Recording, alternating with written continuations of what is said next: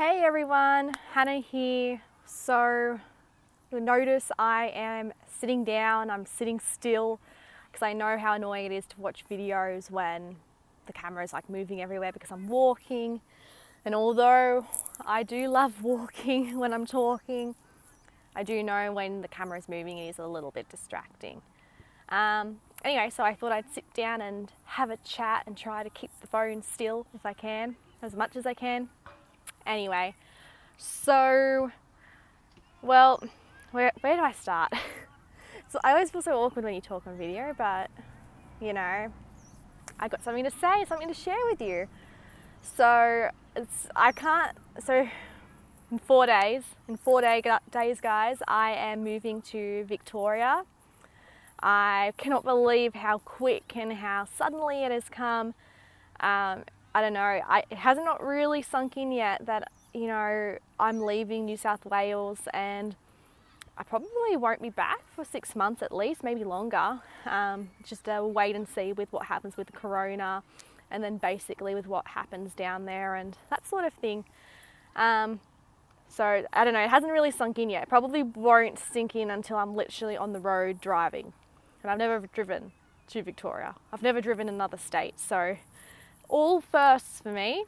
Bit scary, but very exciting, and I just can't wait to start this journey. Anyway, so I was doing some thinking, thinking about how, this year, even though 2020 has been for a lot of people, I guess, a year of struggle and pain, and people are not going to talk about 2020 as being a great year. On the other side of things for me, 2020 has been a year of opportunity, like a year of change, a year of opportunity. Like this year, I have made so many decisions and changes to my life. So many, like in 1 year, like it's nuts. Like what happened, I sold my horse of how many years? 7, 8 years, sold him. I quit my job that I had been working in for 2.5 years. I started another job which I worked for 2 weeks and then resigned from that job as well. And now I'm about to make the biggest change of my life, which is moving away from my family and friends, moving away from everything I know to follow a dream in a different state. So a lot of changes, a lot of different, I don't know, just a crazy year. I'm just going to change hands because my arm's getting sore already. And I'll try and talk into the lens. I'm sorry if my eye contact's a bit crazy. Anyway, besides that, what I wanted to talk to you guys about was basically how these opportunities came about, and not specifically to me. I'm changing hands again, this feels weird, sorry. But yeah, not specifically in regards to how these opportunities came about for me, but like, I used to be in the same boat. I don't know, like I used to sort of look at other people and go, wow, they're so lucky to be given this opportunity. How did they get that opportunity? And I used to be like very envious about how they're getting this opportunity where I felt like I wasn't getting any opportunity. And I feel like, a lot of people feel like this, like you're constantly looking at someone else and wishing you had that opportunity that they just have been given or they have. And just sort of wondering why they're getting all the opportunities and then you're left stuck going, why aren't I being given any opportunity? So like I used to feel like that, and it's literally only this year that I realised that, well, this year was a life changer, basically, a game changer. Like, instead of me being envious looking at other people and looking at their opportunities, I was the one being given all these amazing opportunities. And it was only until, this year, basically, with these opportunities, that I think that I've really understood how these opportunities come about and how I'm able to create more opportunities for myself. So it's not uncommon expression where you'll probably hear people say, oh, you're just going to wait for the right opportunity, or the right opportunity will come to you. There is some truth in that, but a lot of people get that saying wrong. And I did too, because no one ever sort of shared with I don't know. It's just spoken about the wrong way, and I'll explain why. So when people say, oh, you know, just wait, the right opportunity will come along, you know, be patient, something will happen, something will come for you, and that sort of thing. A lot of people take it as, okay, just keep doing what you're doing. So whether it is keep working the same job even though you don't like it, or, you know, keep riding the same way, keep riding the same horse, keep doing the same things, and an opportunity will come along. And that's how a lot of people take it. They just sort of go, okay, so I'm just meant to wait, and then something will happen. Someone will, you know, they just think that someone will come along and say, hey, here's an opportunity for you, take it. Yeah. And I used to think the same thing, because I never really, like, that's what I thought all that saying and that expression sort of meant as well. But again, it's only until this year, until I started getting these opportunities, that I sort of realized that's not really the case. It's not really true at all. So let's take it. So where these opportunities started for me this year was actually with selling Duke. So when I made the decision to sell Duke, obviously it took me quite a few months to find the right home for him and that sort of thing. But when I first put him up for sale, I actually started leasing him to someone, which would help take a bit of the financial stress off me, because I wasn't really riding him for whatever reasons. And he was just, as much as I loved Duke, and I love him still, he was costing me money, but yeah, I wasn't really riding him or doing much because he just wasn't working out. But it was only because after I made the decision to sell Duke that then the opportunity came, which in the short term, someone was actually leasing Duke. Now that lease would have never come about if I hadn't made the decision and actually put Duke up for sale. So that's like one thing. So after leasing Duke and still looking for, someone to buy Duke, I eventually found the best new home I could ever think of for Duke, and Duke went off to his new home. Now, I was a bit worried after I sold Duke what would happen in regards to me with my riding, because I wouldn't have access to a horse to ride, and even though I wasn't riding Duke much for whatever reasons, at least I still had a horse to sit on, right? So at least I was sitting on a horse. Whereas when I don't have a horse, I was sort of like, well, how am I going to ride? Anyway, so I went through with selling Duke and just went, I will sort something out when it comes to it.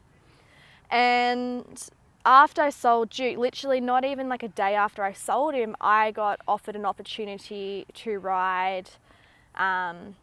A very good friend of mine offered me the ride of one of her ponies, and sorry, I'm a bit tongue-tied, but yeah, a very good friend of mine offered me to ride one of her ponies.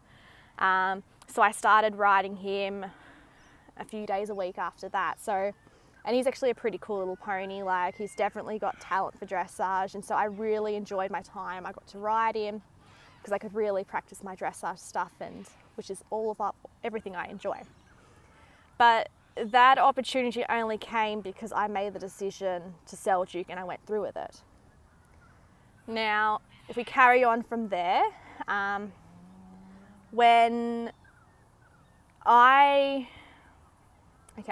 if we're going to carry on from there, I had been contemplating resigning from my job for quite a few months for, reasons I've put in other videos, which you guys would know about. And I'd been contemplating the idea, but I've been going, well, I don't know where I would get another job from and that sort of thing. And I don't know, I'd been contemplating it. And again, with that contemplation, I guess, I got given an opportunity. I got a phone call from a very close friend of mine who said, hey, my boss is looking for, a horse trainer. Would you be interested? Because I reckon you could fit the job. And that's how I got my job at that horse training stable that I was in for 2 weeks. Now, I went there for 2 weeks, and my plan there was I had already decided I wasn't going to be there long term.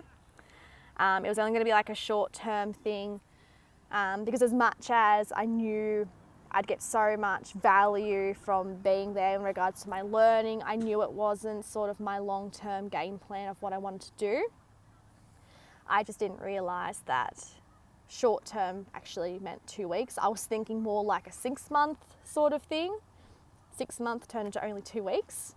And that turned into 2 weeks because I spoke to my coach, who is a Victorian, and she spoke to some other people, and basically because I spoke to someone and told them, what I want to aim to do and what I really want to do, that they basically gave me an opportunity of a lifetime, which is working as a groom in a professional dressage stable and learning from the best, which is basically why I'm moving to Victoria in 4 days' time.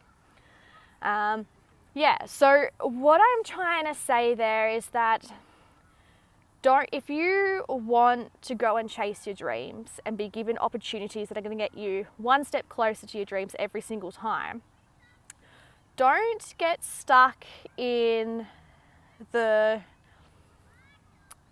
don't know what you call it, stuck in the idea. Don't get confused with the sayings that say, the right opportunity will come along, just be patient, and that sort of thing. Don't misinterpret that as meaning keep doing what you're doing and someone will give you an opportunity, because that doesn't happen. And if you're waiting for someone to put their hand out and say, hey, here Hannah, here's an opportunity to go and ride dressage horses, but yet you haven't made any decisions or changes in your life, you're going to be very disappointed and waiting an extremely long time. Like, it's very rare that it happens. I will say it never happens, and you know what? I will say it never happens, because even if an opportunity pops out of the blue, if you really looked back and looked, with detail, you have made a decision that attracted it. So say, with my second job I got after the riding school, when I got that job as a horse trainer, for example, I hadn't yet made the decision to resign from my job, but it was something I was seriously contemplating. And when I was going home during the week, I was actually looking for things and trying to figure it out. So I guess I had made the decision it was going to happen, but I hadn't made the decision as when it was going to happen. But basically because I made that decision, an opportunity popped up. If I wasn't looking and that sort of thing, I probably wouldn't have gotten the phone call, to be honest. Yeah. So what I'm trying to say is opportunities just don't pop out of thin air, and don't get sucked into thinking that, you're waiting for someone else to give you the opportunity. If you want to get an opportunity, you have to get the ball rolling. Yeah. And once the ball is rolling, then the ball obviously, if the ball is rolling down the hill, starts rolling slowly, and then it gets quicker and quicker and quicker.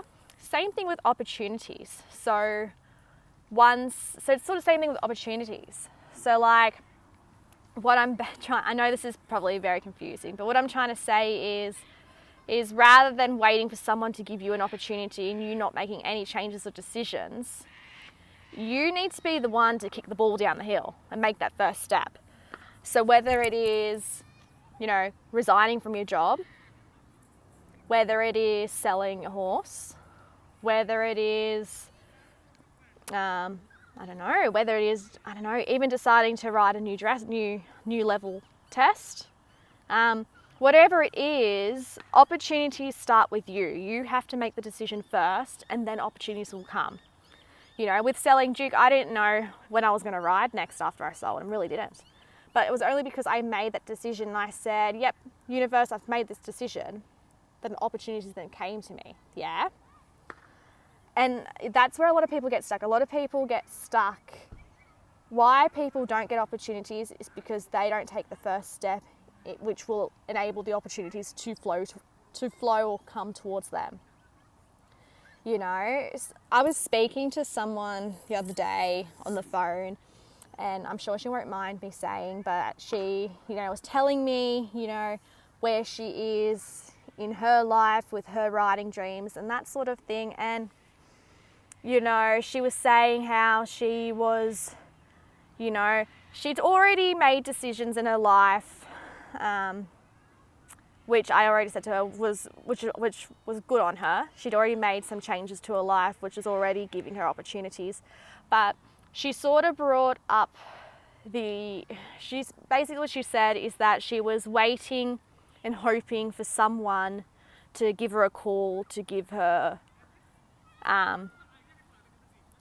opportunities to ride their horses, basically, to put it simply. And I said to her, don't wait for that person to say, hey, do you want to come and ride the horses? Don't wait for them. I said, if you're waiting for them and you're putting your life on pause, waiting for them to come and give you an opportunity, you're going to be waiting an awfully long time, because that's not how opportunities arise. I said, you're better off going on, living your life, go finding someone else who wants you to ride their horses. And if that person reaches their hand out and says, hey, do you want to ride our horses, then you can make a decision then whether you're going to take it or not.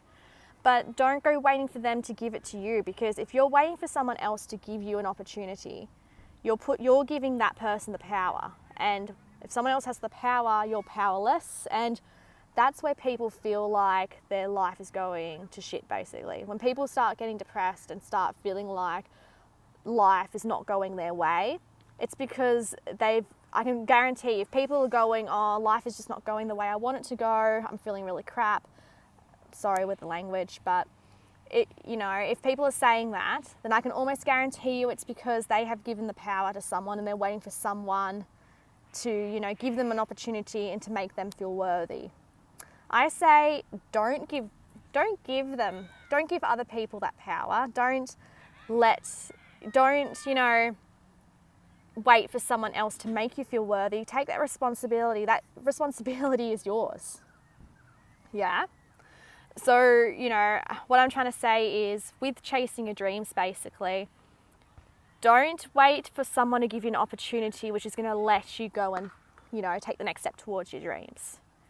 You start making decisions and you start taking bold steps, and trust that once you start making choices and you start taking those steps, then the opportunities will come.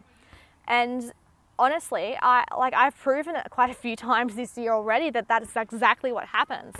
I make a decision, then the opportunities come. But that's just the way it has to work. Yeah. Sorry, someone in the background is a bit weird. Anyways. Anyway, so what I want to encourage you guys to do is think about your dreams, think about what you want to achieve, and just ask yourself, first of all, ask yourself, are you waiting for someone to give you an opportunity of a lifetime that's going to get you to those dreams? Or are you actually making decisions that will actually get you towards them? And it could be as simple as resigning from your job, or selling your horse, or leasing a horse, or, volunteering somewhere. I don't know. But whatever it is, remember, opportunities start with you, not with someone else. You have to make a decision and take action first to get the ball rolling, and then the opportunities come. And honestly, guys, that is the only reason why I've gotten this opportunity as a groom in Victoria. It's the only reason why I'm going in 4 days' time, because I made decisions which basically allow that opportunity to come to me. Anyway, I hope that helps, and I will talk to you guys soon. Bye.